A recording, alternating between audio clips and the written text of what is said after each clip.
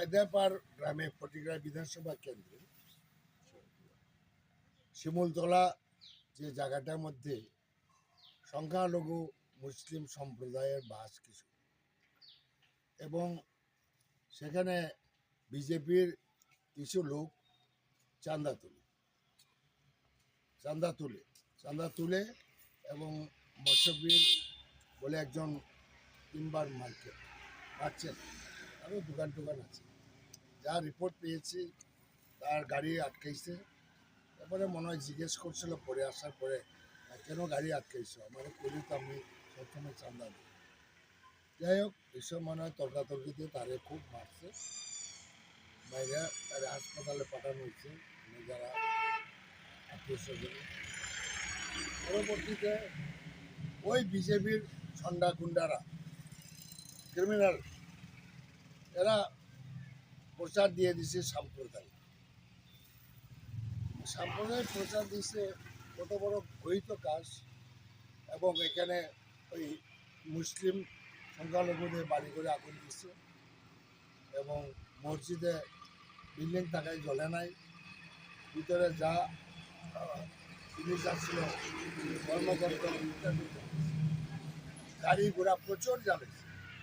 এবং আমরা আজকে এইখানে দেখতে, আমি এবং আমার সঙ্গে যারা বদরুজ্জামান এবং আমার কিছু যুব নেতারা, আমরা স্পটে, আমরা কয়েকজন মাত্র জানি, আমরা গভর্নমেন্ট পুলিশ 160 ধারা জারি করছে, এখানে তো 163, আমরা তো বেশি লোকজন নিয়ে আসিনি। এবং উভয় সম্প্রদায়ের সঙ্গে, কারণ হিন্দু সম্প্রদায়ের মধ্যেও আমাদের অনেক লোক আছে, তারাই ফোন করে এবং তারাও ভীত।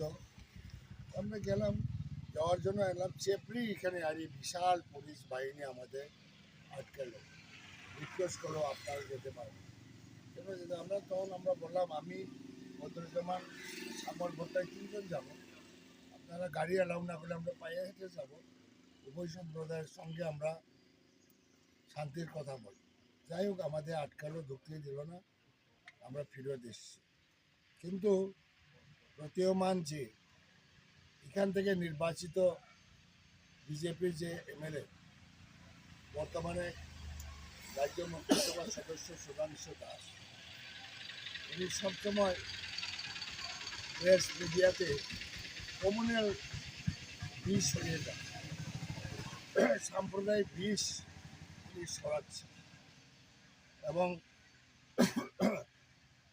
আমরা চিফ মিনিস্টারের গোচরও আনছি, এবং তবুও উনি সাম্প্রদায়িক বিষ উনি সরিয়ে যাচ্ছে।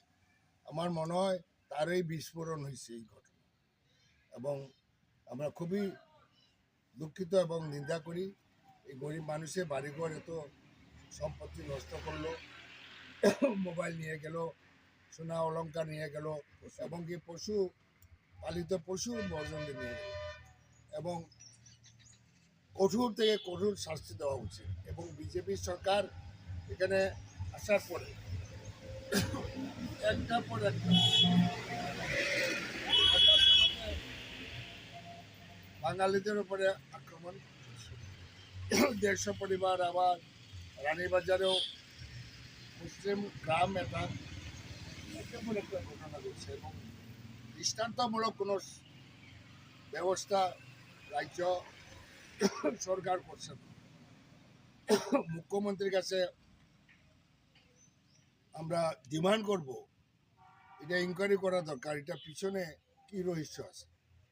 এই যে ঘটনাটা হয়েছে এই ফটিকরা বিধানসভা কেন্দ্র, এটার অস্বীকার তো করতে পারবে না দায়িত্ব।